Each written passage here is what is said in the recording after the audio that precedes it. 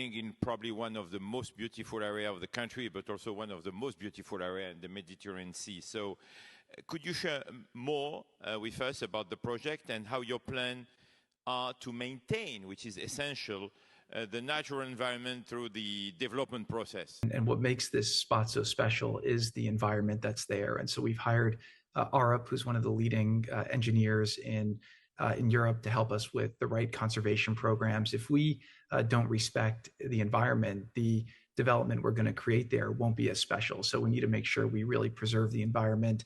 There was actually a story saying we were hurting some river delta, but that turns out that was 8 miles away. It had nothing to do with our project. So I think we've been able to get people to acknowledge that. And when we unleash the plans, people will see how we've embraced the local environment, and we've really tried to do something that will enhance. But it all really comes down to location, Richard. So this project is 60 miles from Italy, 60 miles from Corfu.